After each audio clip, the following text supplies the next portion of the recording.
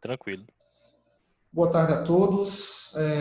Vamos para a nossa segunda aula de Teoria da Elasticidade não linear.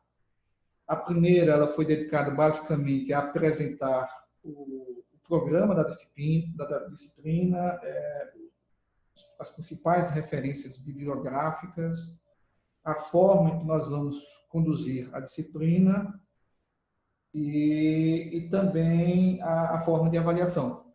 Tá? Teve a oportunidade também de apresentar o site da disciplina. E, além disso, nós tivemos uma conversa inicial da diferença entre uma análise linearizada, né, típica aí da teoria da elasticidade linear, e uma análise não linear, né, que seria a análise que nós nos propomos a fazer, né, na teoria da elasticidade não linear. Tá? Como mencionado naquele momento, né, daquela nossa aula, a teoria da elasticidade linear apresenta várias inconsistências. Né? Por exemplo, tudo bem que, estando no regime de pequenas deformações e deslocamentos, você assuma para o material um comportamento elástico linear. Até aí, tudo bem. Mas na imposição do equilíbrio, a rigor, esse equilíbrio deveria ser imposto à configuração final deformada, né? A configuração assumida pelo corpo, quando da ação das forças, né? Sejam elas forças de superfície ou de corpo. No entanto, na teoria da elasticidade linear, assim como acontece com a resistência de materiais, nós impomos o equilíbrio à configuração indeformada inicial, partindo da premissa que, estando o sólido no regime de pequenos deslocamentos e deformações, a diferença entre a configuração final ou deformada e a configuração inicial ou indeformada é tão pequena, que nos leva a erros que podem ser desprezados na análise. Tá? E, do ponto de vista prático, isso é aplicável a boa parte dos problemas, né, que são resolvidos por um engenheiro civil, um engenheiro mecânico, que projetam edificações, projetam componentes de máquinas, já partindo da premissa que eles vão se deformar muito pouco. Caso contrário, iriam comprometer a funcionalidade da edificação ou da máquina. Tá? Então, na hora de impor o equilíbrio, nós usamos a configuração indeformada.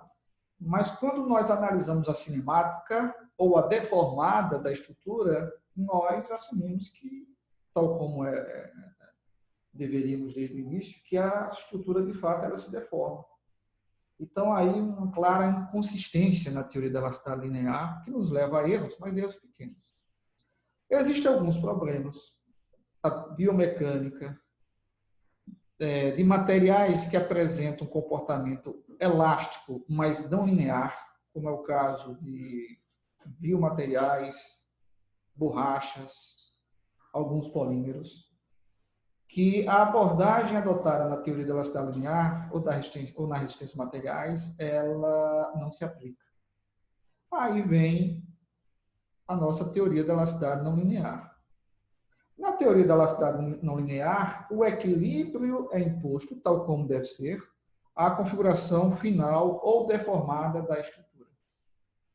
Além disso, as medidas de deformação, que são as relações cinemáticas entre a medida de deformação, né, ou que estabelece a relação cinemática entre a medida de deformação e o campo de deslocamentos, essas medidas, diferentemente da análise linearizada, elas levam em consideração movimentos de corpo rígido, tá?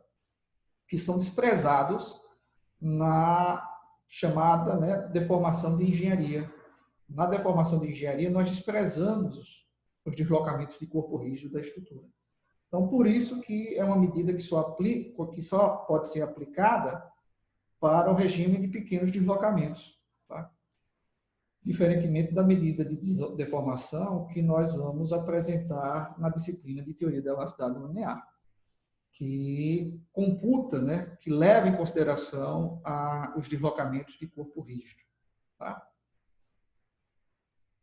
Então, na teoria da elasticidade não linear, além de impormos o equilíbrio, a configuração final, tal como deve ser, nós vamos utilizar medidas de deformação e de tensão que levam em consideração os deslocamentos de corpo rígido da estrutura, que são aqueles que não promovem deformações nem tensões. Tá? Então, se você usar a deformação ou tensão de engenharia, você pode capturar valores de tensão ou de deformação irreais, né? Mesmo quando o corpo sólido estaria sujeito exclusivamente a deslocamentos de corpo rígido, né? Sejam eles de translação ou rotação, ok? Onde essas medidas, tanto de tensão como de deformação, deveriam ser nulas, né? Ou nos informar que não estaria havendo ali deformação, ou não estaria ali surgindo tensões no sólido, quando sujeito exclusivamente a deslocamentos de corpo rígido. Tá? Então, as nossas medidas de tensão e deformação, que serão apresentadas aqui na disciplina, elas levam ou computam esses deslocamentos de corpo rígido, e quando da existência única dos deslocamentos de corpo rígido, essas medidas nos informam aquilo, né, que seria esperado, que o corpo não estaria sujeito a nenhuma deformação ou tensão. Tá? Enfim, essas são as particularidades de uma teoria que leva em consideração não linearidades. As não linearidades que nós comentamos na aula anterior são não linearidades geométricas, aquelas decorrentes, né, da imposição do equilíbrio à configuração final ou deformada do sólido. Tá? Não linearidade física ou do material, quando nós levamos em consideração que a relação constitutiva não é uma relação linear, mesmo quando elástica, pode ser não linear elástica. Tá?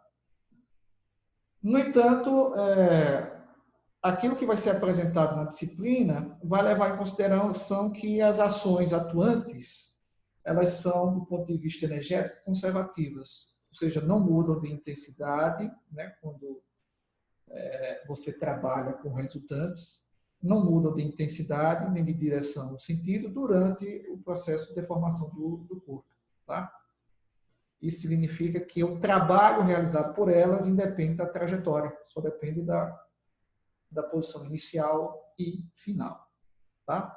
Existem algumas forças ou carregamentos externos que mudariam de intensidade à medida que o corpo se deforma, como é o caso de pressões hidrostáticas. Mas esse caso de carregamento nós não vamos considerar aqui na nossa disciplina. Tá?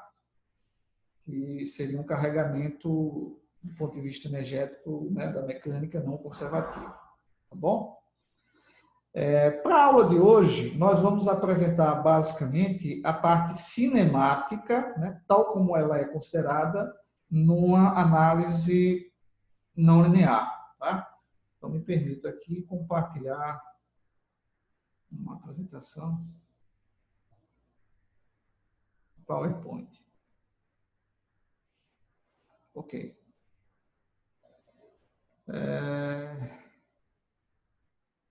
Aqui.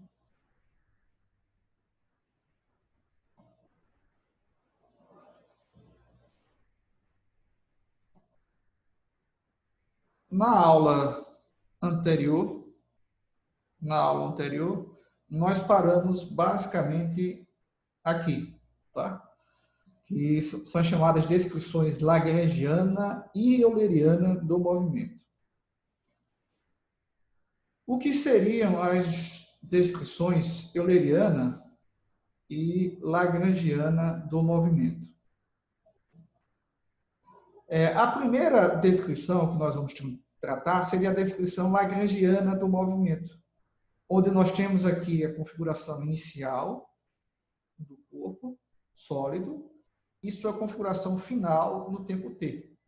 Tá? E na descrição lagrangiana, nós acompanhamos um ponto material que faz parte do nosso corpo sólido durante o seu processo de deformação ou de deslocamento de corpo rígido.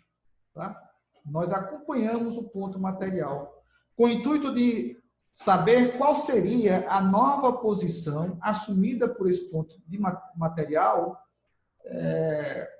ao longo do processo de deformação ou de deslocamento do corpo sólido, certo? Deformável.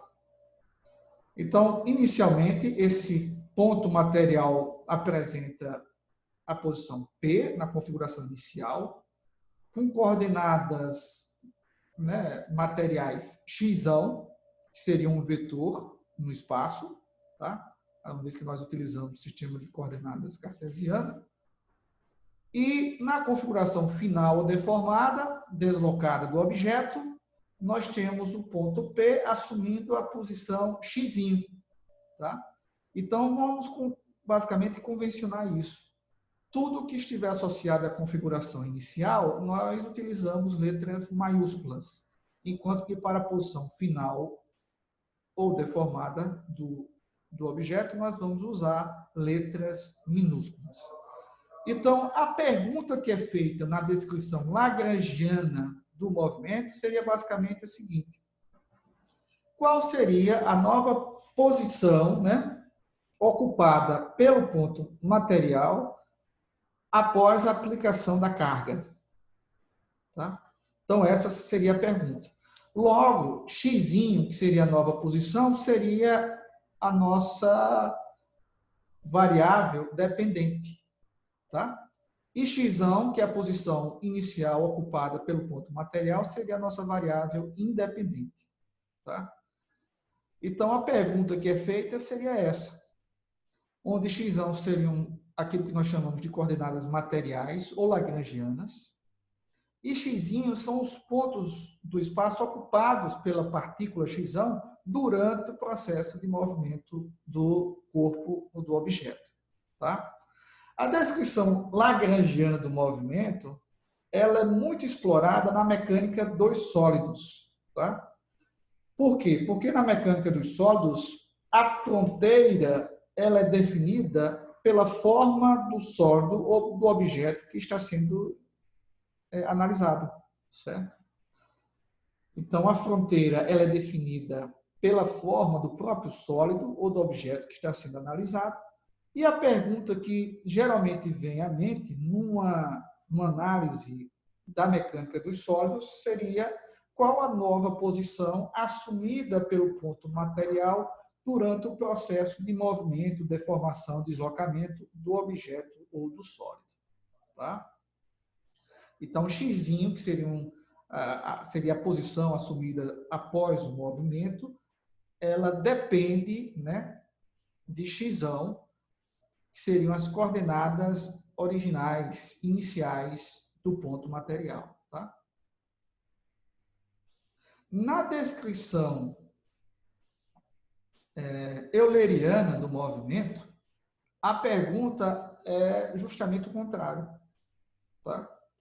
Na descrição euleriana do movimento, pergunta-se qual é o ponto material que está passando por aquela coordenada espacial ou euleriana. Tá? Então, os papéis aí se invertem.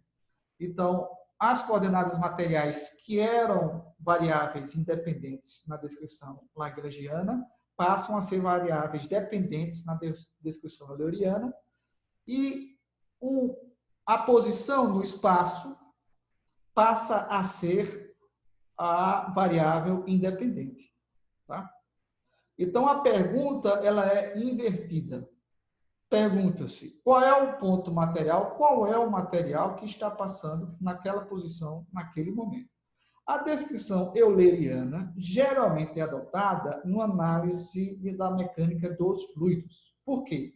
Porque a fronteira ela não é bem definida.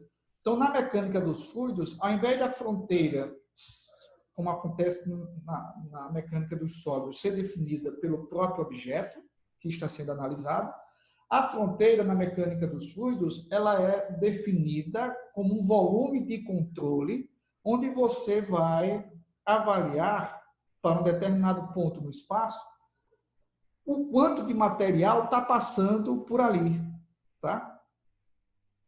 Ok? Então, a pergunta na mecânica, numa abordagem típica da mecânica dos fluidos, se inverte, né?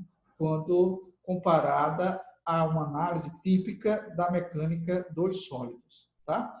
Então, a descrição lagrangiana ela é bastante explorada na mecânica dos sólidos, embora existam também formulações que adotam a descrição euleriana, enquanto que a descrição euleriana é bastante explorada na mecânica dos fluidos. Tá? Tranquilo até aí? Algum questionamento? Tranquilo, professor. Beleza. Maravilha. Então, já, né, adotando uma descrição típica da mecânica dos sólidos, que seria a descrição lagrangiana do movimento, o que nós vamos fazer inicialmente é definir um tensor que é base, né, é básico, fundamental, não só na compreensão dos demais tensores que serão aqui apresentados como propostas de medida de deformação, como também é explorado na própria definição desses tensores que se propõem medir o nível de deformação de um corpo sólido. Tá? Eu vou alterar aqui a tela compartilhada para o quadro. Tá?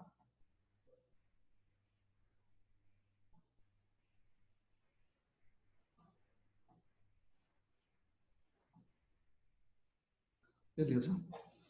Então, no meu quadro, eu desenhei aqui o corpo na configuração inicial, na ausência de forças de corpo e de superfície, onde aqui eu adoto, percebam, letras maiúsculas para as coordenadas cartesianas, o que é típico, né, bastante típico da descrição lagrangiana do movimento, né, de nós adotarmos letras maiúsculas para a configuração inicial e minúsculas para a configuração final ou deformada do sólido, tá? Então, enquanto que na configuração inicial eu tenho aqui a presença de coordenadas cartesianas representadas por letras maiúsculas, na configuração final ou deformada, eu tenho as coordenadas cartesianas representadas por letras minúsculas, tá? Que vão nos fornecer a posição assumida pelos pontos materiais durante o processo de deformação do corpo sólido. Tá? Perceba que, enquanto na configuração inicial eu não tenho a ação das forças de corpo e de superfície, na configuração final deformada eu tenho aqui a ação de forças de superfície, né, externas ao objeto, e forças de corpo. Podem ser forças gravitacionais, eletromagnéticas, né? Enfim. Então, vamos lá. Para a definição desse tensor, que é o tensor gradiente de deformação, que será importantíssimo para a gente, nós costumamos fazer o seguinte. Nós pegamos dois pontos vizinhos no corpo indeformado, né? Para o corpo na sua configuração inicial. O ponto P apresenta como coordenadas cartesianas, que seria o vetor que define a posição do ponto P. O vetor seria representado por x, né? X. E perceba que na representação de vetor, é algo que eu vou fazer aqui durante a disciplina, ao invés de usar a setinha, né, que é bastante explorada na geometria analítica, eu estou usando um tio aqui abaixo da minha letra, tá? Para representar vetor. Então, aqui eu tenho um vetor com 3 componentes que define a posição do ponto P, né, no sistema de coordenadas x1, x2, x3. Tá? Já o ponto Q, ele está distante do ponto P de um vetor infinitesimal, que eu vou denominar de x. Perceba que são pontos vizinhos e efetivamente bem vizinhos, né? Com uma distância infinitesimal entre eles. Né? Se utilizando, evidentemente, da geometria analítica, né? Da álgebra vetorial, o vetor que define para a gente a posição do ponto Q vizinho a P seria o vetor que resultaria, né? Da soma vetorial de x tio mais dx tio, né? X tio mais dx tio. Tranquilo? Isso utilizando, basicamente, da álgebra vetorial, certo?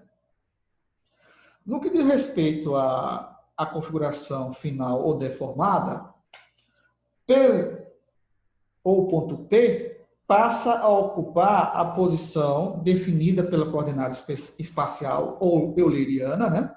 Enquanto x é a coordenada material ou lagrangiana, eu tenho aqui, na configuração final deformada, x, ou vetor x, informando a nova posição assumida pelo ponto P. Tá?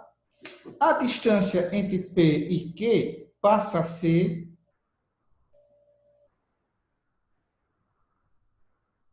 dx tio, tá? Dx tio. Perceba que dx tio não só é um vetor que pode apresentar uma dimensão diferente de dx tio, como também uma orientação distinta, tá? Uma direção distinta. Então, ele pode ser um vetor com tamanho diferente e rotacionado, né, em relação ao dx tio. Já o ponto Q vizinho a P, né, que seria o ponto material, né, a rigor aqui nós temos as mesmas partículas do sólido que nós estamos acompanhando durante o processo de deformação e de deslocamento do sólido. Qzão, desculpa, se encontra na posição x tio mais dx tio, né? Seria a soma vetorial, né? De x tio com dx tio. Basicamente, eu estou aplicando aqui a famosa regra do triângulo, né? Da soma de vetores da geometria analítica, né? O vetor resultante da soma desses dois tem origem na origem do primeiro vetor e extremidade na extremidade do segundo vetor, onde a origem do segundo vetor coincide com a extremidade do primeiro. Tá? Aqui eu estou usando basicamente a regra do triângulo da álgebra vetorial, da geometria analítica. Tá? Pois bem, o tensor que seria uma matriz, né, para a gente, ou pode ser representado por meio de uma matriz, para a gente, 3x3, o tensor de segunda ordem, que é o tensor gradiente de deformação, ele relaciona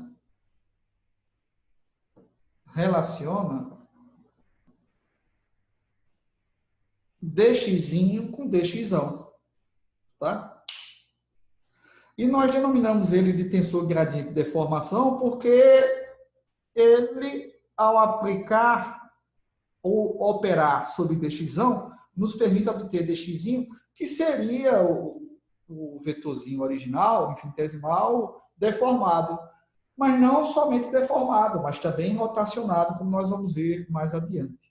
Então, F não seria para a gente, e nós vamos mostrar isso, uma medida de deformação pura, porque ele computa não só a mudança de tamanho desse vetorzinho infinitesimal, mas também a rotação de corpo rígido sofrida por esse elemento infinitesimal, tá? Que a rigor... Opa! Desculpa interromper, rapidinho. Para notação, utilizaremos 2 tios para indicar que é um tensor de segunda ordem? Ou... Perfeito, perfeito. nós vamos utilizar 2 tios para representar um tensor de segunda ordem. Tá, tranquilo. Tá certo. Obrigado. Para ser um pouquinho mais rigoroso, esse tensor vai ser de segunda ordem, ou simplesmente tensor, ele vai ser uma função de x, tá? Isso significa o quê? Que ao longo do meu corpo sólido, eu vou ter diferentes tensores de deformação, tá? Diferentes Fs, que vai quantificar para mim o nível de deformação que estaria sujeito, né? O sólido, né? Ao longo do seu domínio. Tranquilo? Aqui seria x, desculpa. Tá? X. Tranquilo. Beleza. Então, F seria um tensor de segunda ordem, simplesmente tensor que relaciona, né, dx com dx. Tá? Um tensor de segunda ordem, ele seria um operador de uma transformação que nós denominamos de transformação linear, né? Transformação linear. Ele transforma um vetor, num determinado espaço, em outro vetor, em um outro espaço. Certo?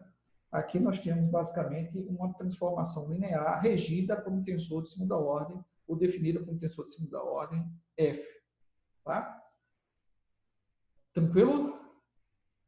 Tranquilo. Maravilha. Agora, quem seriam as componentes desse tensor? Tá? Aí vem o questionamento. Quem seriam as componentes desse tensor de segunda ordem? Essa é a resposta que nós vamos encontrar agora, tá? Para isso, eu gostaria de chamar a atenção de vocês para o seguinte. Eu vou definir um eixo, uma coordenada associada a esse eixo, que eu vou chamar de excisão, onde esse eixo ele corre ao longo, né, ou ele estaria alinhado, né, com o vetorzinho dx. Esse eixo seria o eixo definido pela coordenada S na configuração indeformada ou inicial do sólido. Já na configuração final ou deformada, esse eixo ele se encurva por conta do processo de deformação, né? Ele se encurva e passaria a ser definido pela coordenada S, né? Usando o mesmo padrão, né, que adotamos para as coordenadas cartesianas, de utilizar letras minúsculas para a configuração final ou deformada. Tá? No entanto, entre P e Q, nós podemos desprezar a curvatura apresentada por esse eixo, né? E assumir que nós temos aqui um segmento de reta, né? Um segmento que pode ser definido pelo vetorzinho dx, que estaria contido, né, no eixo S. Tá? Tranquilo? Tranquilo. Então, assim, o que nós vamos fazer é o seguinte, para encontrarmos nosso tensor de segunda ordem. Ao longo desse eixo S, eu vou ter x como uma função de S. Tá? E ao longo do eixo S, eu vou ter x como uma função de S. Tá? S.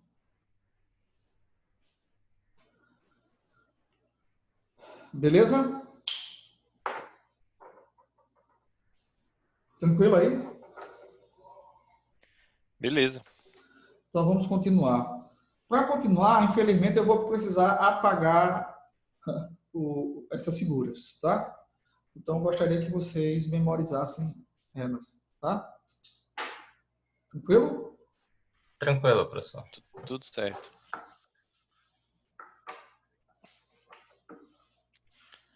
Então, é Rapaz, o professor, que... só porque o senhor está pagando aí, eu podia fazer uma capacitação com outras aulas. Essa aula no quadro, assim, a distância é um diferencial enorme, viu? Porque sem essa explicação no quadro fica difícil de entender algumas coisas. Entendi.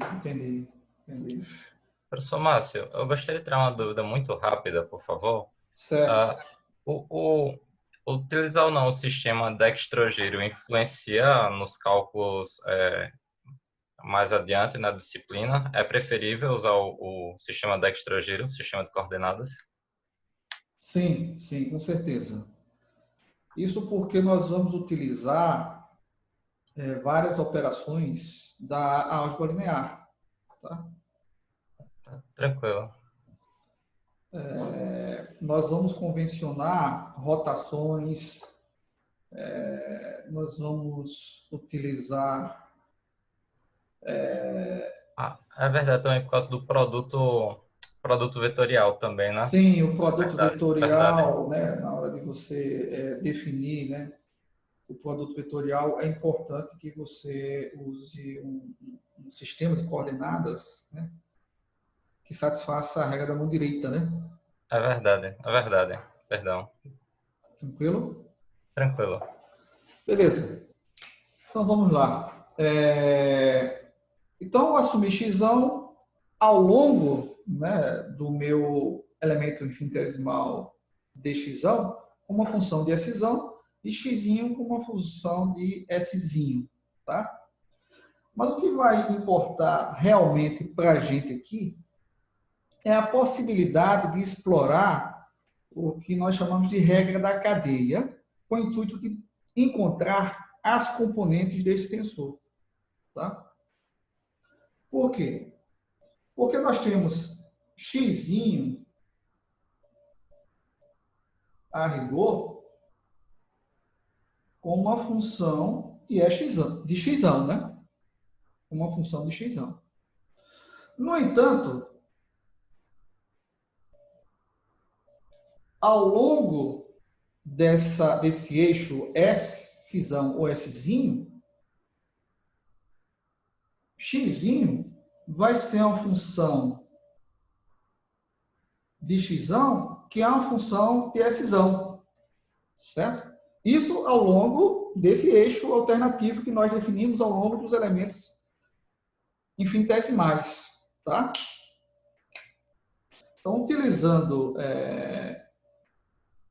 notação inicial, eu tenho que xi é uma função de x1 S,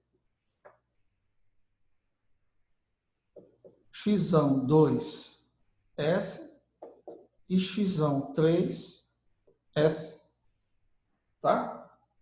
x1 3 S. Com isso, eu posso encontrar uma derivada, né, ao longo desse eixo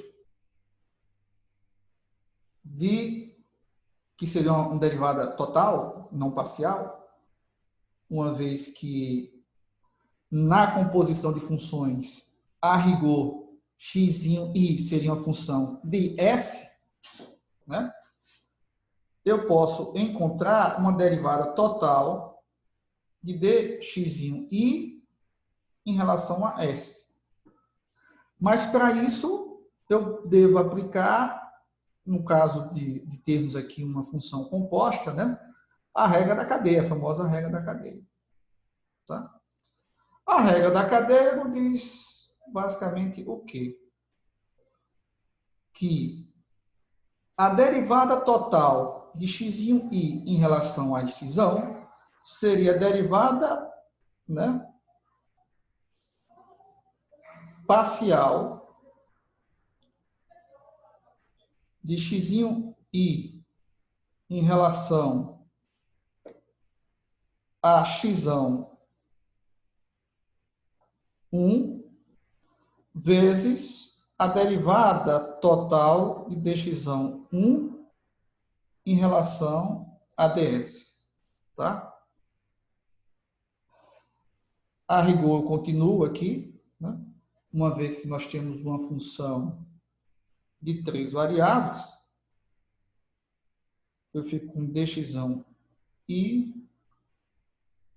dx1 i, dx1 2, drom x1 i, drom x1 2, dx1 2 ds, mais drom x1 i, drom x1 3, dx1 3 ds, certo?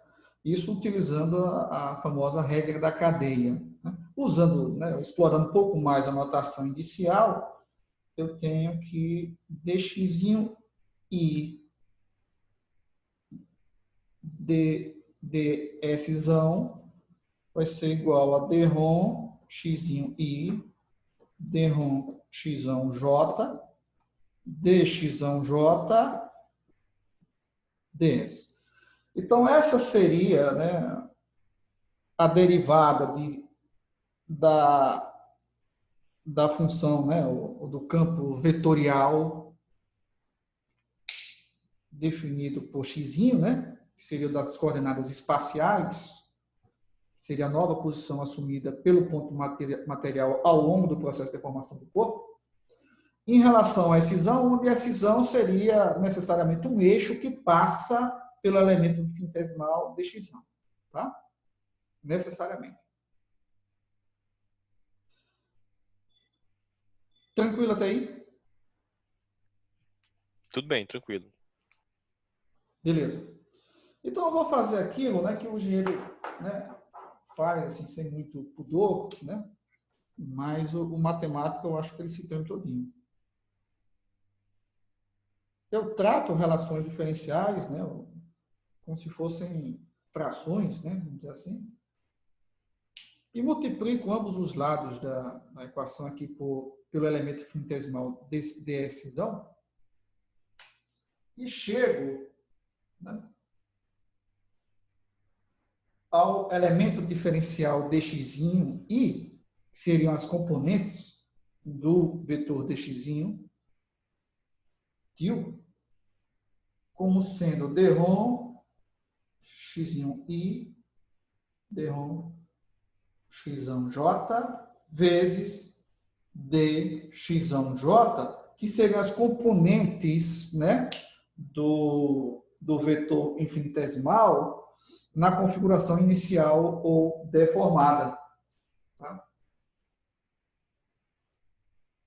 E dessa forma, obtenho as componentes desse tensor de segunda ordem, né, que seriam basicamente derivadas parciais das coordenadas espaciais ou eulerianas em relação às coordenadas materiais ou lagrangianas.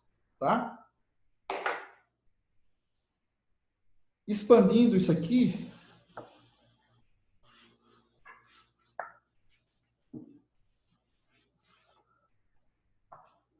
usando notação matricial,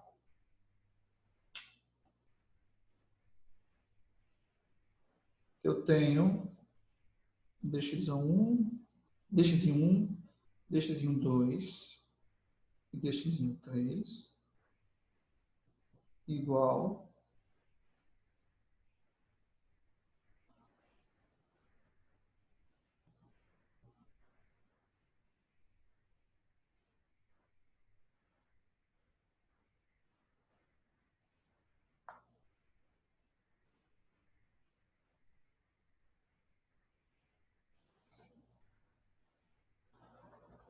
que eu tenho dx1, dx2, dx3,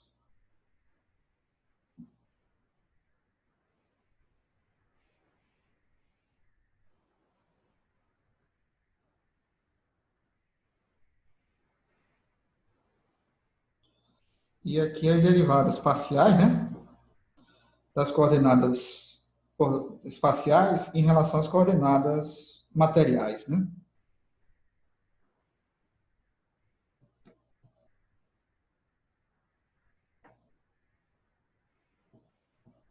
Então, essa é a cara do nosso tensor de segunda ordem, né? nós chamamos de tensor gradiente de deformação.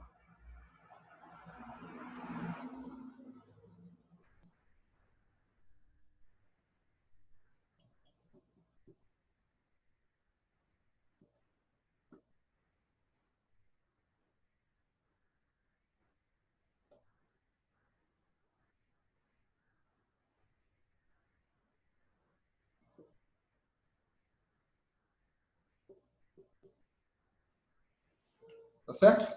Então, aqui eu tenho, basicamente, dx,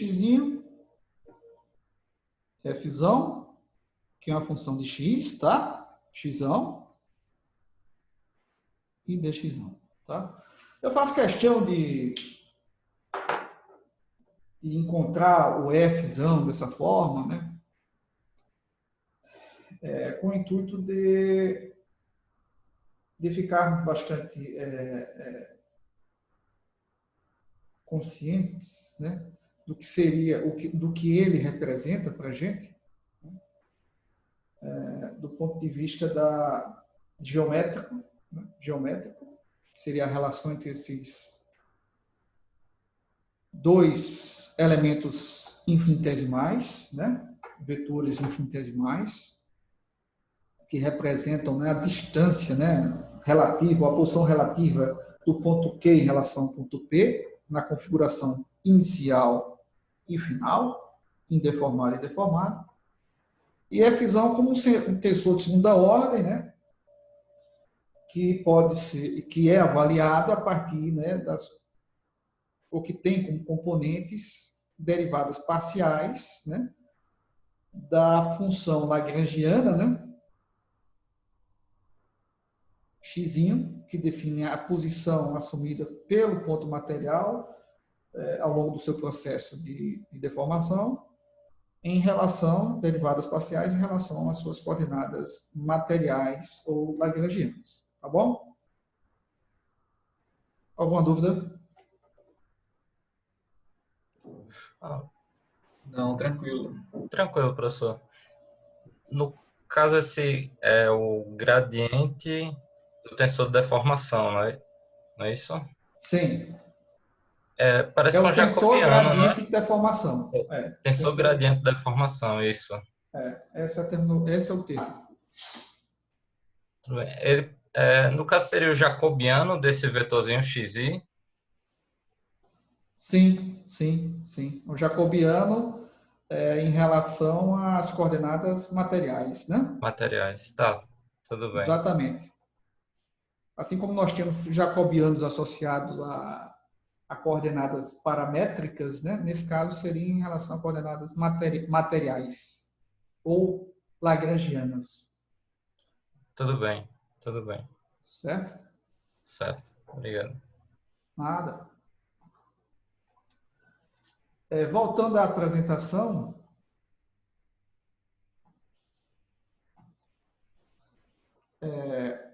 aqui eu apresento, assim, sem muitos pormenores, né, o tensor gradiente de deformação, f, as componentes dele, né?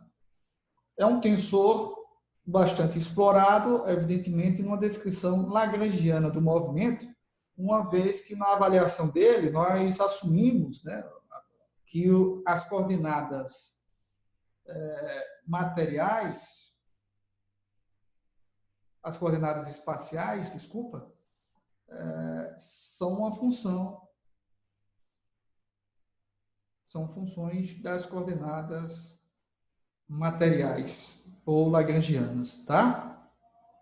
A rigor aqui, as componentes IJ desse tensor são funções das coordenadas materiais x. Tranquilo? Então, eu tenho um tensor desse, de segunda ordem, que relaciona elementos diferenciais, né, dx, dx, né, ao longo de todo o corpo sólido. Certo? Tranquilo? Tranquilo. Ou seja, para um ponto qualquer, pesão, né, se eu tenho um ponto vizinho a ele, Q, né, infinitamente próximo, certo? Com distância infinitesimal, eu posso obter o vetor que posiciona esse ponto Q em relação a P na configuração final ou deformada, utilizando esse tensor, operando ele sobre o elemento ou vetor infinitesimal que posiciona Q em relação a P na configuração inicial ou deformada. Tá certo? Tranquilo, gente? Tranquilo, sim. Tranquilo. Continuando, essa figura aqui, se eu não me engano, foi uma figura que eu peguei do livro do Batt. Tá? Ela é bastante útil para o que nós vamos fazer agora. Tá? O sistema continua sendo um sistema que satisfaz a regra da mão direita, galera, onde eu tenho x1, né, com essa orientação, x2, x3. Uhum. E aqui seria um elemento infinitesimal paralelepípedico na configuração inicial ou indeformada. Tá? Ele seria um paralelepípedo reto, já que os ângulos entre os vetores infinitesimais são ângulos de 90 graus. Tá? São ângulos de 90 graus. Então, esse corpozinho infinitesimal, esse paralelepípedo infinitesimal na configuração inicial ou indeformada, durante o processo de deformação, embora, né, a gente despreze, né, as curvaturas que seriam apresentadas por essas arestas, uma vez que nós estamos, né, trabalhando com elementos infinitesimais. Embora a gente despreze essas curvaturas, né, elas são de fato desprezíveis, do ponto de vista matemático, inclusive, ou seja, com um rigor matemático necessário, nós vamos passar a ter na configuração final ou deformada um paralelepípedo que não seria um paralelepípedo mais reto. E não somente isso, as arestas também mudam de tamanho. Então, você tem um processo de deformação associada ao alongamento ou encurtamento dessas arestas, assim como um processo de deformação associado a uma distorção do paralelepípedo original, que passa a ser um paralelepípedo não mais reto, um paralelepípedo oblíquo, certo? Onde os ângulos entre as arestas, né, não vão ser mais ângulos de 90 graus. Tranquilo? Tranquilo. Que no processo de deformação é o que importa. É a mudança de tamanho dessas arestas, que implicam na mudança de tamanho das faces do paralelepípedo, assim como uma mudança de angulação entre as arestas que implicam uma distorção, né? Uma distorção do paralelepípedo. Mais adiante, nós vamos, né, tratar, ou costumamos tratar, essas mudanças de tamanho como alongamentos e encurtamentos, e essas mudanças de ângulo como distorções, né, promovidas durante o processo de deformação. Além disso, evidentemente, esse paralelepípedo ele vai transladar e rotacionar. No entanto, esses movimentos de translação e rotação, que seriam movimentos de corpo rígido, não promovem deformações e, consequentemente, não deveriam promover tensões no corpo sólido. Tá bom? Tá compreendido isso aí, gente? Tranquilo. Então, assim, a gente está, de certa forma, mapeando o processo de deformação de um ponto material no corpo sólido. Tá? Onde, para isso, nós definimos um paralelepípedo que tem como arestas, né, que os define, né, o próprio paralelepípedo, na configuração inicial, dx1 til, dx 2 til, dx 3 til, e na configuração final, né, dx1 tio, dx2 tio, dx 3 tio. Percebam que, pelo fato de estarmos aqui considerando um paralelepípedo infinitesimal, a relação entre essas arestas, dx1 e dx1 e as demais, dx1 2, dx1 2 e dx1 3, dx1 3, essa relação vai se dar por meio do tensor gradiente de deformação. Tá? Que seria o tensor avaliado nesse ponto aqui. Tá? Nesse ponto. Tá bom? Isso porque nós estamos trabalhando com um elemento infinitamente pequeno. Então, da física newtoniana, onde nós supomos que a massa se conserva, né? Ela não se transforma em energia, né? E nem energia se transforma em massa, então não há ganho nem perda de massa, né? Na mecânica clássica newtoniana, nós temos essa relação aqui, né? Do princípio da conservação da massa, onde a densidade do material ou do sólido, que é única, nesse paralelepípedo infinitesimal na configuração inicial, vezes o volume inicial desse paralelepípedo infinitesimal vai ser igual à densidade, que vai ser outra, desse mesmo paralelepípedo, né, na configuração final deformada, vezes o volume desse paralelepípedo na configuração final ou deformada. Basicamente, aqui eu estou dizendo que a massa inicial contida nesse paralelepípedo infinitesimal reto, ela não muda durante o processo de deformação, tá? Para o mesmo paralelepípedo, mesmo ele apresentando alongamentos e encurtamentos das arestas, de suas arestas, e distorções promovidas por essas mudanças de ângulo. Tá bom? Tranquilo. Beleza. Aí aqui vem o produto misto, né? O famoso produto misto, onde nós temos a presença não apenas do produto vetorial, né? Entre dois vetores infinitesimais associados a duas dessas arestas, mas o produto escalar. Tá? Esse produto misto, lá da geometria analítica, né? Ele fornece para a gente o volume, um escalar, que seria basicamente o volume desse paralelepípedo. Aí vem a importância, né, isso, Gabriel, de usarmos um sistema de coordenadas que satisfaça a regra da mão direita, né, para que possamos definir o produto misto dessa forma e obter um escalar positivo. Exato. Certo?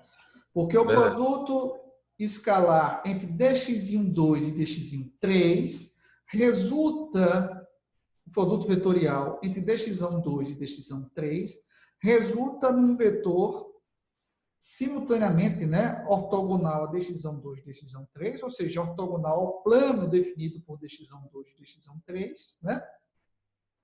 E, seguindo a regra da mão direita, um vetor com orientação, né, semelhante ao vetor dx1,1. Tá? Perfeito. Tranquilo. E na sequência, né, ao realizarmos o produto escalar entre dx1,1 e o vetor que resulta do produto vetorial entre dx1,2 e dx1,3, nós obtemos um escalar positivo, né? Seria bastante natural e esperado no que diz respeito à medida de volume. Tá? Tranquilo? Tranquilo. Beleza. Tranquilo. O mesmo se dá na configuração final ou deformada. Né? Você tem aqui vetores, né, infinitesimais que definem um volume para paralelepípedo não reto, né, oblíquo, onde você tem um produto vetorial entre dx2 e dx3 e por conta do processo de distorção, muito provavelmente vai resultar em um vetor que, embora perpendicular, ortogonal, melhor dizendo, ao plano definido por dx1,2 e dx1,3, ele não estaria alinhado com dx1,1. Mas o produto escalar resulta num escalar positivo, tá? Uma Isso. vez que a projeção de dx1 nesse vetor apresenta a mesma orientação desse vetor, tá bom? Né? Basicamente, o Tranquilo. produto escalar seria, né, nos fornece o valor da projeção de um vetor no outro, tá? Exato. Beleza, gente? Beleza. Ok. Ou estaria projetado no outro vetor, né? Ou seria a medida da projeção quando o vetor é um vetor unitário que define aquela direção, né? Mas vamos lá. Compreendido esse passo aqui, né, utilizando nossos conhecimentos aí de geometria analítica, nós vamos assumir, como eu já havia mencionado anteriormente, que a relação entre esses vetores infinitesimais na configuração deformada que define as arestas do paralelepípedo, na configuração deformada, que esses vetores relacionam aos respectivos vetores infinitesimais na configuração indeformada pelo tensor gradiente de deformação, que é único, tá? Uma vez que nós estamos tratando aqui de paralelepípedos infinitesimais. Tá bom? Tranquilo? Tá, Tranquilo. beleza. Certo. Continuando, ó, nós temos aqui, né, novamente a mesma, né, que seria o princípio da conservação da massa, né? Ρ0 vezes o volume do paralelepípedo na configuração inicial e Ρt vezes o volume do paralelepípedo na sua configuração final, tá? Pois bem, aqui eu substituo dx1, dx1,2, dx1,3 pelo tensor gradiente de deformação, né, multiplicado pelos respectivos elementos infinitesimais que definem as arestas do paralelepípedo, tá? Então, dx1 é dfzão dx1, dx1,2 é dfzão dx1,2 e dx1,3 é dfzão dx1,3, tá? Tranquilo? Aqui continuo.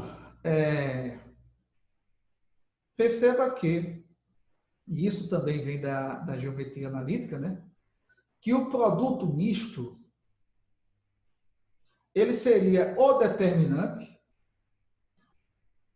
de uma matriz cujas linhas, né, seriam ocupadas, né, pelos elementos desses vetores que compõem o meu produto misto, tá? Então, eu tenho aqui o determinante de uma matriz cuja primeira linha é ocupada pelas componentes de dx1, a segunda linha pelas componentes de dx2 e a terceira linha pelos componentes de dx3, tá? O determinante vai resultar, obviamente, em um escalar, tá? Tranquilo até aí? Tranquilidade. Da geometria analítica, tá? Novamente aqui, ó, eu tenho a primeira linha dessa matriz, né? Em relação a qual eu vou avaliar esse determinante, a primeira linha cujas componentes resultam do produto, né, ou da operação do tensor gradiente de deformação sobre, né, o elemento infinitesimal dx1, tá? Então, aqui nesse produto, eu tenho desse tensor de segunda ordem por esse tensor de primeira ordem, né, ou vetor, ou dessa matriz por esse vetor, o primeiro termo resulta do produto escalar da primeira linha dessa matriz F pelo vetor dx1, pelas componentes, pelo vetor dx1, certo? Me fornecendo o primeiro elemento que resulta desse produto, dessa matriz F pelo vetor dx1. Tranquilo? O Tranquilo. segundo elemento resulta do produto da segunda linha de F pelo vetor dx1 E o terceiro elemento resulta do produto da terceira linha de F por dx1. Tá? Onde aqui eu exploro, né, a notação inicial. Tranquilo até aí? Tranquilo. O mesmo efeito, Tranquilo. exatamente o mesmo efeito para a segunda e terceira linha. O que é que muda? Na segunda linha, eu tenho o produto de F com dx 2. Então, aqui eu tenho os termos de dx 2. E na terceira linha, nós temos o que resulta do produto de F por dx 3. Então, eu vou ter aqui os elementos, ou as componentes do vetor dx 3. Tá? Compreendido esse passo? Tudo certo. Sim, sim. Compreendido esse passo, agora eu venho, ó, representando essa matriz daqui por um produto de outras duas matrizes, que seria o produto dessa matriz por essa daqui. No produto de matriz, ou para a avaliação das componentes da matriz que resulta do produto de matrizes, você utiliza produto escalares, né? Da primeira linha, para obter esse primeiro elemento, a primeira componente dessa matriz, eu multiplico a primeira linha dessa matriz pela primeira coluna da segunda matriz, né? E perceba que é isso efetivamente que ocorre, né? Para resultar nesse termo daqui. Tranquilo? O produto escalar desse Tranquilo, vetor tranquilo. por esse daqui. E assim continuamos, né? Para a segunda componente aqui, para a componente 1, 2 da matriz, eu multiplico essa linha por essa segunda coluna. E para a componente 1, 3, a primeira linha pela terceira coluna. Tá? E o mesmo acontece, né, para as componentes ou elementos da segunda e terceira linhas dessa matriz que resulta do produto dessas outras duas. Agora perceba que aqui eu tenho, na verdade, a transposta de F, né? Perfeito, Okay? verdade. A transposta de F. E o determinante do produto de duas matrizes. Aí aqui eu vou explorar, né, propriedades da álgebra linear, né? Onde eu tenho que o determinante do produto de matrizes é igual ao produto dos seus determinantes. Tranquilo? Então, eu vou ficar aqui com o produto do determinante dessa matriz com o determinante dessa segunda. E ainda assim, eu vou explorar uma outra, ainda aqui, né, eu vou explorar uma outra propriedade de determinantes, que o determinante da transposta é igual ao determinante da matriz original, certo? Então, o J, para a gente, ele é definido como o determinante de F, mas ele pode ser, ou poderia ser, também ser definido como determinante de F transposto, tá? Beleza. Tranquilo até aí? Sim, sim. Tranquilo. Aí aqui surge, gente, o seguinte, o determinante, né, dessa matriz em ambos os lados da igualdade, que nada mais é do que o volume dV0, né? Do paralelepípedo na configuração inicial, tá? E eu fico com ρ0 igual a ρt vezes j. Ou ρt igual a ρ0 sobre j. Tá? Tranquilo até aí? Sim, Feito sim. tranquilo. Ah, tá. Tô tranquilo. Beleza. Então, se ρ0 se relaciona com ρt dessa forma, ou ρt igual a ρ0 sobre j, quando eu substituo lá na expressão inicial, né, ρt por ρ0 sobre j, eu vou obter que dvt é igual a j vezes dv0. Tá? Se eu substituir essa expressão nessa expressão daqui, né, eu tenho que ρt é igual a ρ0 sobre j. Se ρt é igual a ρ0 sobre j, dvt vai ser igual a j vezes dv0. Tá? Perfeito. Então, esse j, ele representa para a gente um valor importante. Ele seria a primeira, assim, a primeira utilidade, assim, importante da definição desse tensor de gradiente de deformação, tá? Por quê? Porque seu determinante me permite relacionar as densidades apresentadas pelo sólido nas configurações inicial e deformada. Também me permite relacionar os volumes do paralelepípedo infinitesimal na configuração inicial e deformada. Tá? Então, essa seria uma primeira utilidade assim, que podemos destacar desse tensor gradiente de deformação. Que o seu determinante, ele nos permite relacionar as densidades apresentadas pelo corpo sólido, pontualmente, ao longo de todo o seu domínio, na configuração, as densidades da configuração inicial, uma densidade da configuração apresentada pelo corpo sólido na configuração deformada. Tá? É de se esperar que essa densidade mude? Sim, porque se a quantidade de material não muda, né? Ou seja, se a massa não muda e o volume muda, a densidade vai mudar. Tranquilo? Tranquilo. Certo. J é ainda a função das coordenadas materiais, dos pontos materiais, não é isso? Perfeito, já que eu defini F, né, utilizando a descrição lagrangiana do movimento, né? Tranquilo. Tendo como componentes derivadas parciais, né, da coordenada espacial ou da função coordenada espacial em relação às coordenadas materiais ou lagrangianas. Tranquilo, perfeito. Beleza? Beleza. Então vamos lá.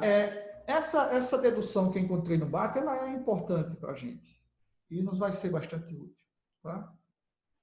A primeira utilidade dela vem aqui. Ó. O J necessariamente precisa ser um escalar positivo, estritamente positivo. Por quê? Porque J nulo significaria que aquele volume sumiria. Tá? Ou que o volume sumiria, ou que a densidade iria ao infinito do material. Então, J nulo para a gente não faz sentido. Tranquilo? Tudo certo, tranquilo. Beleza. J negativo também não faz sentido para a gente. Porque J negativo implicaria que o material estaria se autopenetrando. Ou seja, que o sistema que satisfaz a regra da mão direita, né, na configuração inicial, né, os elementos infinitesimais que definem as arestas do paralelepípedo, né, na configuração inicial, e que satisfazem para a gente a regra da mão direita, na configuração final, né, um desses vetores estaria com sua orientação invertida. Exato. O que significaria que o material iria se autopenetrar, né? E a posição relativa entre as partículas mudaria, né? O que também não faria sentido, um J negativo. Isso. Tranquilo? Além disso, o J é finito. Não seria não pode assumir valor infinito, né? Porque aí representaria uma expansão ao infinito desse elemento infinitesimal.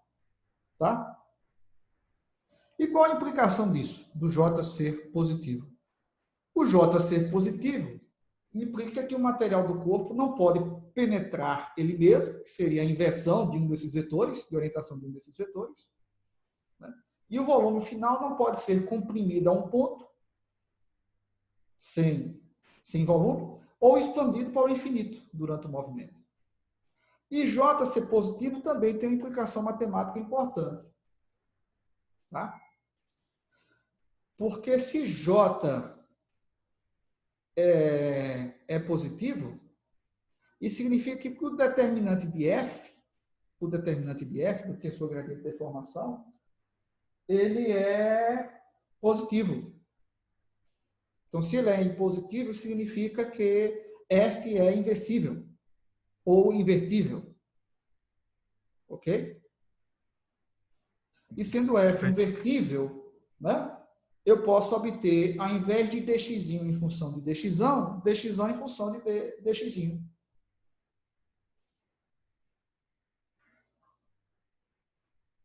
Ok? Ok. Mas, além disso, tem outras questões que envolvem a questão da função ser inversível ou invertível. Ela precisaria ser uma função bijetora, né? O que é que isso significa? Que ela é injetora, que diferentes diferentes valores para x lhe levarão necessariamente a diferentes valores para x, né?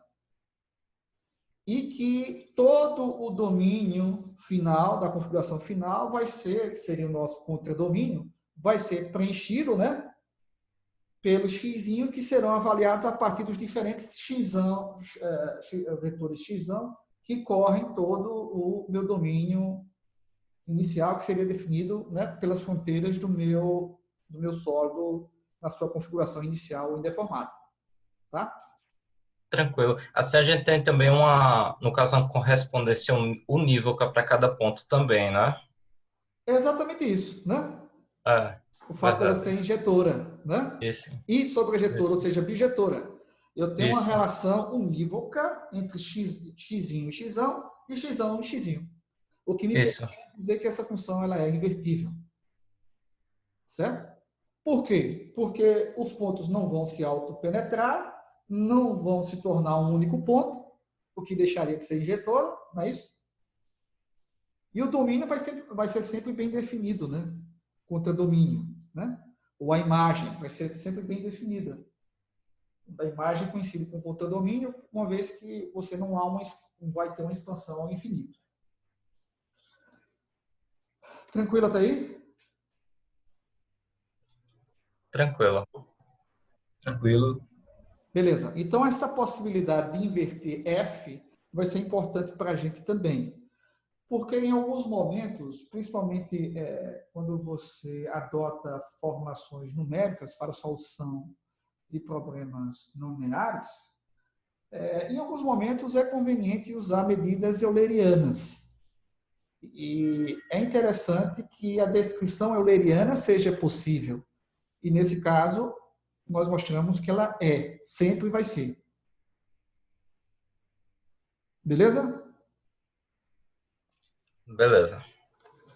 Ok. Então, continuando, aí vem a importância dessa revisão de álgebra linear, né, solicitada nessa primeira lista de exercícios, tá? Que dentro dessa revisão nós tínhamos essa decomposição aí, né? Decomposição polar de um tensor de segunda ordem, tá? Ou decomposição polar de uma matriz que representa aí um tensor de segunda ordem, tá bom? Da álgebra linear, nós sabemos que, sendo f não singular, ou seja, sendo o seu determinante não nulo, necessariamente vai ser possível, né, a decomposição polar do vetor f, do tensor de segunda ordem f, desculpa, ou da matriz f, em outras duas matrizes ou tensores de segunda ordem, que sempre vão existir, ou seja, a decomposição vai ser possível e serão únicos. Mas não apenas isso. Sendo f não singular, o e v, né? O e v seriam tensores necessariamente simétricos positivo definidos. tá? São possíveis duas decomposições polares, né? Uma em que nós temos U à direita de um tensor de segunda ordem R, que é o tensor de rotação, e na segunda decomposição eu tenho V à esquerda de R, né? Que seria a segunda opção da decomposição polar. Tanto U quanto V, embora sejam diferentes, eles são tensores simétricos positivo definidos. O que é que isso significa? Que a forma quadrática deles, né, sempre vai resultar em um número positivo para x não nulos, de forma geral. E a forma quadrática sempre resultar positiva ou estritamente positiva significa que os autovalores de U e V são necessariamente reais, né? São necessariamente reais e positivos. Tranquilo? O fato de U e V ser simétrico garante que os autovalores de U e V sejam necessariamente reais. E, além disso, que os respectivos autovetores sejam ortogonais entre si. Certo? Tranquilo? Tranquilo.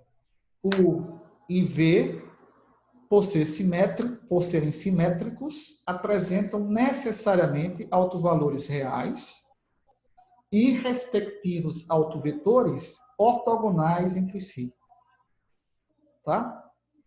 E o fato de ser positivo definido é que esses autovalores, além de serem reais, são estritamente positivos. Não são nulos nem negativos. Ok? Como nós vamos ver mais adiante, U e V são medidas de deformação pura.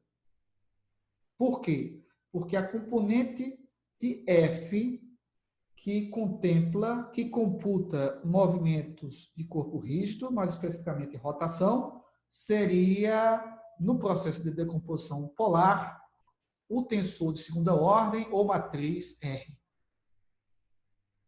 Tranquilo?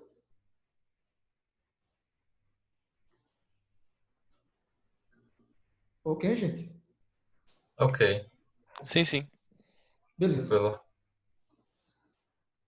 Então, vamos lá. R, que é a parcela de F no processo de decomposição polar, né? Responsável pela rotação de corpo rígido, ele é um denominado tensor ortogonal próprio. O que é que significa, né, um tensor ortogonal próprio? Que os vetores que compõem as suas linhas são ortogonais entre si. Ok? São ortogonais entre si. Certo. Então, quando eu multiplico R por o R transposto, necessariamente eu vou ter como resultado uma matriz diagonal. Né? Porque as linhas de R, ou os vetores que compõem as linhas de R, são ortogonais entre si. Então, quando Perfeito. eu multiplico R pelo seu transposto, necessariamente eu vou obter uma matriz diagonal.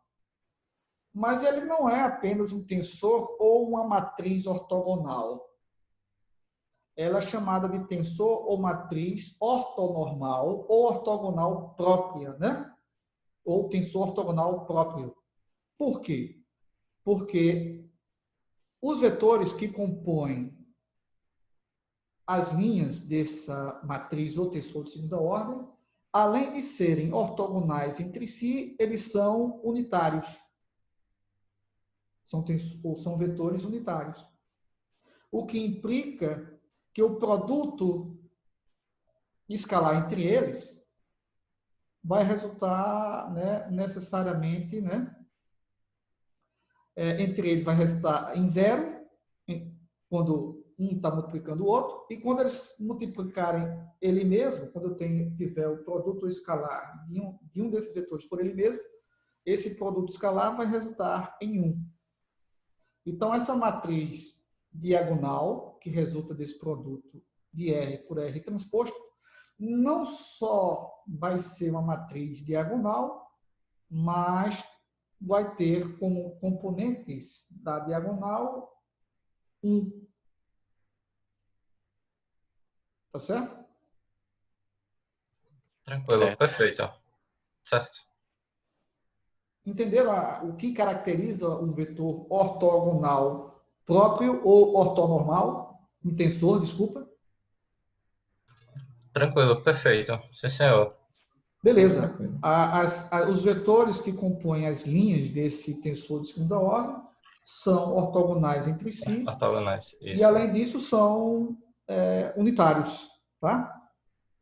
O mesmo ocorre entre os vetores que compõem esta matriz, na verdade, este tensor.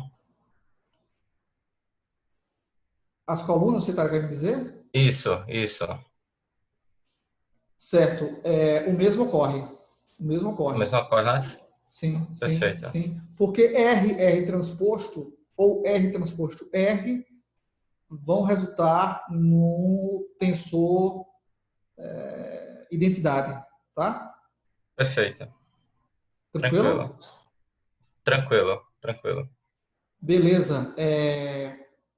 Então, esse tensor que apresenta essas características é um tensor que, ao operar sobre dxão, não muda o tamanho de dxão. Tá? Ele vai promover uma rotação. Tá? Essa matriz, ou esse tensor ortogonal próprio, ele apresenta as mesmas propriedades de uma matriz ou de um tensor, que ao invés de promover uma rotação em um vetor, promoveria a rotação do sistema de coordenadas. Tá? Tranquilo. Ambos são tensores ortogonais próprios. Tá? Só que esse tensor, ele mantém meu sistema de referências e impõe a rotação ao vetor. Ou seja, o meu referencial não muda, o observador não muda de posição. Quem muda é o objeto. Nesse caso aí, o vetor, que rotaciona. Mas quando eu utilizo esse tensor de rotação no meu sistema de coordenadas, quem está rotacionando é o meu sistema de coordenadas, ou seja, é o observador. Tranquilo? Então, seria basicamente o mesmo tensor, seria um tensor que promoveria, ora, né, nesse nosso caso aqui, uma rotação no objeto, ou aquele que promove uma rotação no meu sistema de coordenadas, na realidade, promove uma rotação no observador, tá? Ou no meu sistema de coordenadas de referência. Mas, enfim, são tensores que apresentam essas propriedades, né? São tensores ortogonais próprios, que o produto desse tensor por seu transposto, ou vice-versa, resulta no tensor identidade, e seu determinante é 1. Tá? Então, isso significa que a inversa de R é a sua transposta. Tá? Já que o produto de R pela sua transposta resulta no tensor identidade. Tranquilo? Tranquilo, perfeito. Seria o tensor ou a parcela de F no processo de decomposição polar que promove sob dxão rotação. Não promove mudança de tamanho, né? Alongamentos ou encurtamentos no meu elemento infinitesimal dxão. Então, o processo de decomposição polar promove uma decomposição uma decomposição do movimento de dxão, né? E do seu processo também de deformação, tá? Então, na primeira alternativa, em que eu tenho na decomposição polar R e U, nós inicialmente promovemos alongamentos e encurtamentos em decisão sem promover rotação de corpo rígido, e na sequência promovemos uma rotação de corpo rígido. Já na decomposição VR, ocorre o contrário. Primeiro eu imponho a rotação de corpo rígido e depois eu alongo ou encurto decisão. Tá? Beleza? Então, como é um tensor simétrico positivo definido, vai existir um conjunto de eixos, chamados de eixos principais, orientados segundo seus autovetores, né? Seus autovetores, para os quais U é uma matriz ou um tensor diagonal. Tá? Tranquilo? Ok? Ok, tranquilo. Esse processo que aqui está sendo descrito é o que nós chamamos de processo de diagonalização de um tensor de segunda ordem ou de uma matriz. No processo de diagonalização de uma matriz ou de um tensor de segunda ordem, nós multiplicamos a matriz por uma matriz, né, composta, né, pelos autovetores, né, pelos autovetores associados aos autovalores do tensor de segunda ordem, tá? E nesse processo de diagonalização, o que é que acontece? O meu sistema de coordenadas, né, em relação ao qual o U está sendo representado, seria um sistema de coordenadas que nós denominamos de sistema de coordenadas principal, cujas as orientações, né, dos eixos vão ser definidas pelos autovetores, né? E U, ele vai ter uma representação diagonal, né? Vai ser representado por uma matriz ou um tensor diagonal, onde os elementos fora da diagonal seriam nulos. Jonas, Eliedson, Gabriel, Aleph, tranquilo até aí? Beleza, professor. Para isso, foi necessária essa revisão de álgebra linear que eu passei para vocês, né? Quando Certo. vocês estudaram o processo de ortogonalização, não foi isso? Isso. E também de diagonalização de uma matriz ou tensor de segunda ordem. Tranquilo? Beleza. Nesse Tranquilo. processo de diagonalização, né, você vai ter uma matriz representada por uma matriz diagonal, cujas componentes vão ser seus autovalores, né? E essa representação a representação dessa matriz vai se dar no chamado sistema de coordenadas principal, né, cujos eixos são orientados segundo os autovetores, né, dessa matriz. Beleza? Certo. Tranquilo. Beleza. Tranquilo até aí? Então, no sistema de eixos principais, né, rotacionado e orientado segundo os autovetores de U, você vai ter uma relação entre, né, dxão e dy, que seria a primeira parcela aí, né, do processo de decomposição, uma relação definida exclusivamente, né, pelos autovetores de U, que seriam seus valores principais, que eu denominei aqui, né, de U1, U2 e U3. Tá?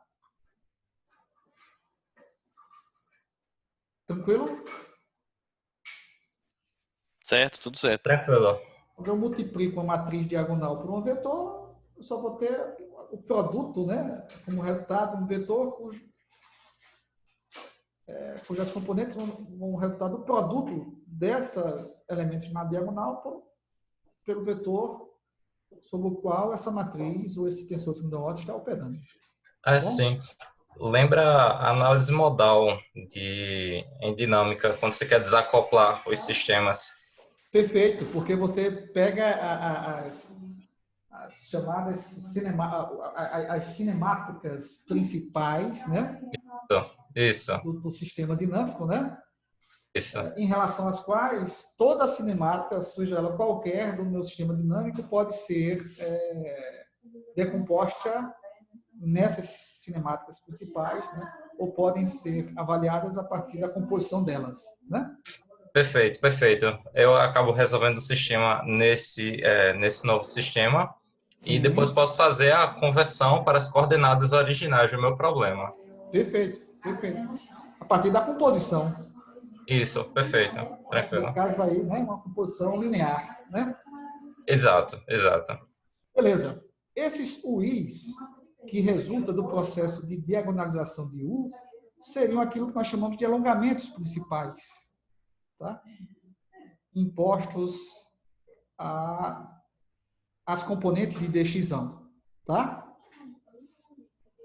E esses alongamentos principais, se assumirem valores maiores do que 1, efetivamente representam alongamentos do ponto de vista, né, da mecânica, né?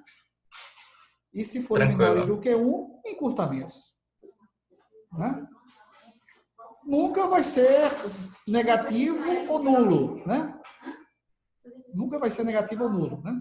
Ou seja, de fato, trata-se de um tensor simétrico positivo definido, cujos autovalores vão ser estritamente positivos, tá? Porque o nulo significaria que eu teria aí dois pontos ocupando o mesmo lugar no espaço durante o processo de deformação, que não faz sentido. Exato. E na ausência de alongamentos e encurtamentos, eu vou ter esses alongamentos principais unitários, tá? Ok? Tranquilo, tranquilo. Todo mundo compreendeu isso aí? Sim, sim. Compreendido. Beleza. Tranquilo. E na sequência, né, uma vez imposto, né, ao dx1 um processo de deformação, seja ele de alongamento e encurtamento, ou nenhum dos dois, né, quando essas componentes ou alongamentos principais são unitários, vem a rotação de corpo rígido, né, nesse processo de decomposição do movimento de dxão, né, que seria imposto agora dy, né, resultando finalmente nas componentes dx e y. Tranquilo?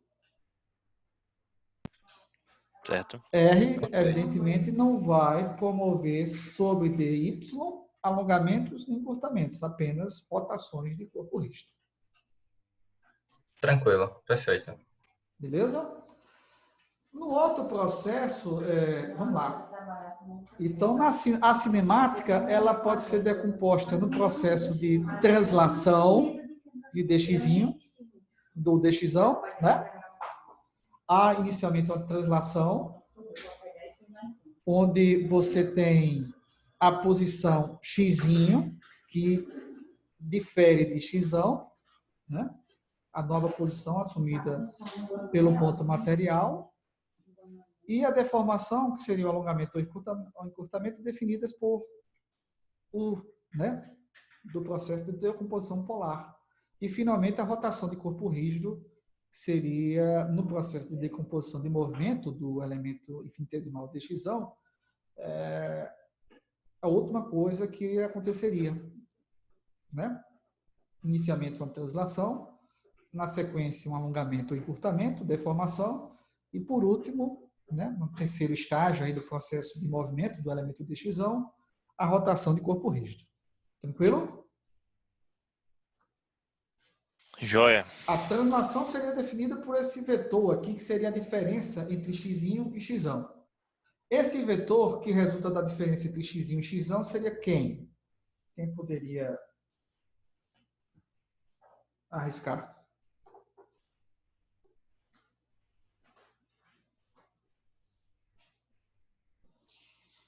Quem seria esse vetor?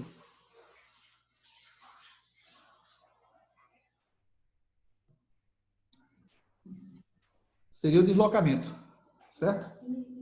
A diferença entre x e um x representa o deslocamento do ponto material. Tranquilo? Sim. O alongamento ou encurtamento promovido por U representa para a gente uma deformação pura. E a rotação promovida por R, né? O próprio nome já diz, né? Seria uma rotação de corpo rígido, ou uma parcela do movimento de corpo rígido, associada, evidentemente, aí à rotação. Tá? Tranquilo? Certo. Na outra decomposição, onde ao invés de U obtém um V, V estando à esquerda, enquanto U fica à direita, né? A rotação vem primeiro e o alongamento e encurtamento vem depois. Tá? A ordem muda. Tá? Os tensores U e V são conhecidos como tensores de alongamento à direita e à esquerda. Né? À direita, porque o U ficaria à direita de R, enquanto que V seria denominado de tensor de alongamento à esquerda, porque V ficaria à esquerda de R. Tá? Embora muito úteis, esses tensores U e V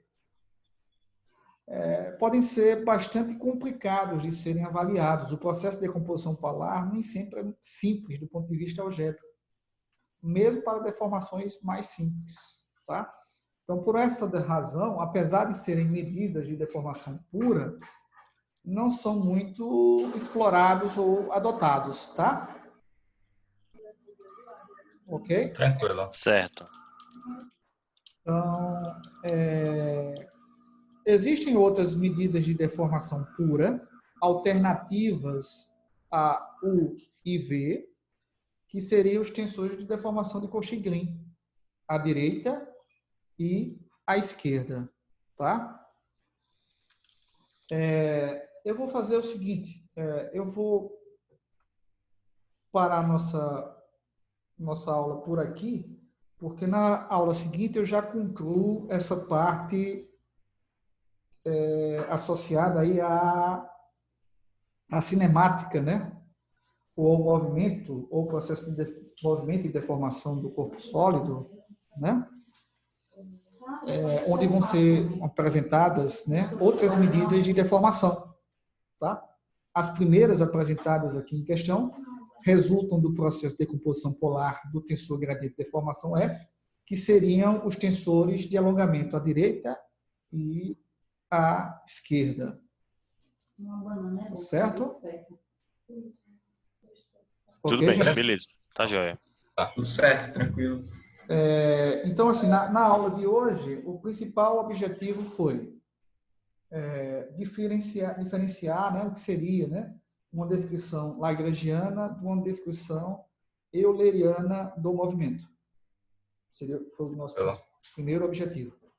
O segundo objetivo da aula de hoje foi definir o que seria o tensor gradiente de deformação e o papel dele no processo de deformação do corpo sólido, né?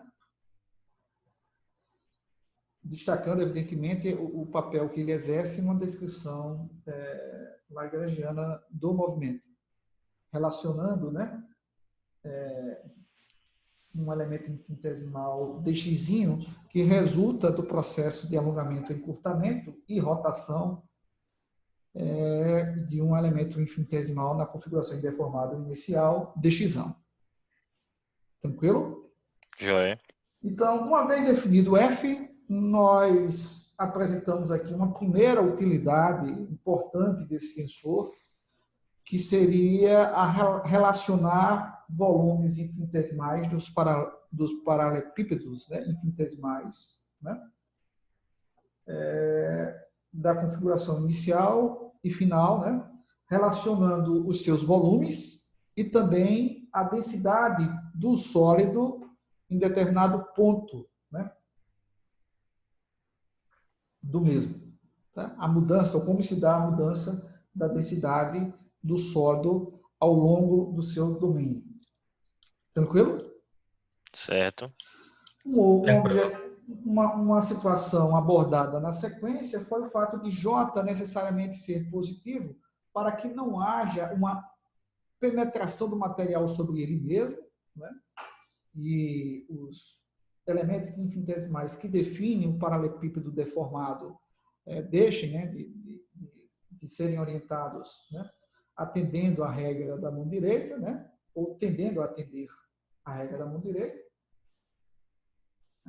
o que resultaria, evidentemente, num produto misto, negativo, ou seja, um volume que passaria a ser negativo, o que não faria muito sentido para a gente. Então, não vai haver essa inversão dos vetores infinitesimais que definem as arestas do paralelepípedo infinitesimal, não há essa inversão. Tampouco há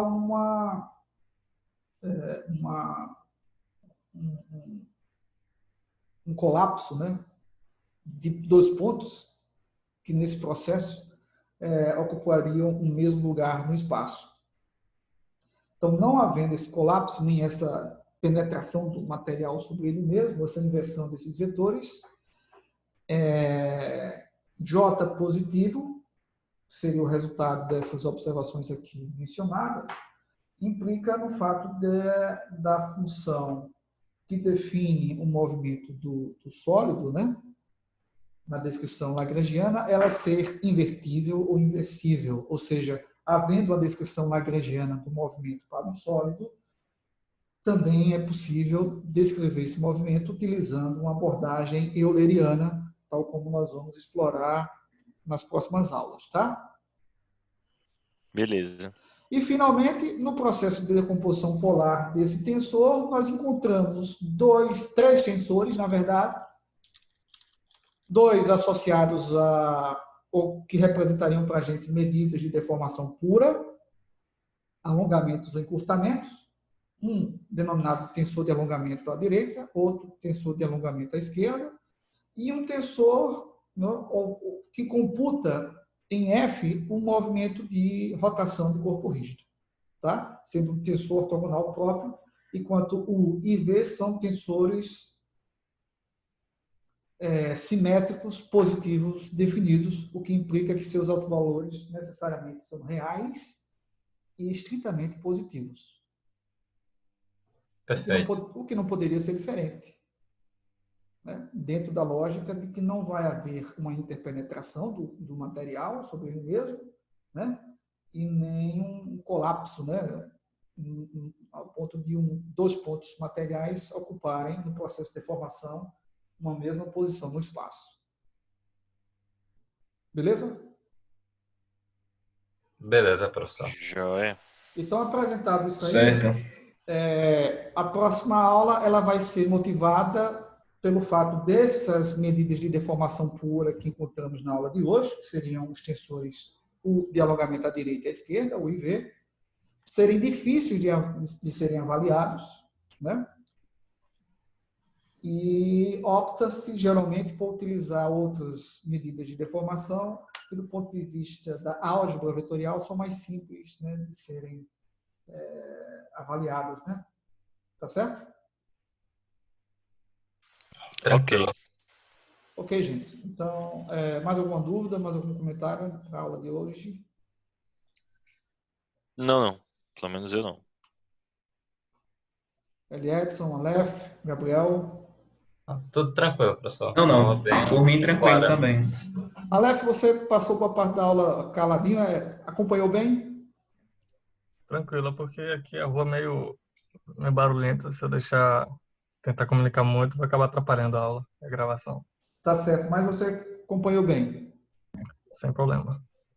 Maravilha. Então, na próxima aula, continuamos aí com outras medidas de deformação, como vocês vão ter a oportunidade de ver, todas elas definidas a partir desse tensor importante, básico, na cinemática do corpo, especialmente uma descrição lagrangiana do movimento, que é o tensor gradiente de deformação. Tá bom? Tranquilo, professor. Obrigado. Beleza, gente. Tá, Até a joia, próxima professor. aula, então. Valeu, professor. Até a próxima aula. Até mais. Tchau. Até mais. Tchau, Tá. tchau. Valeu.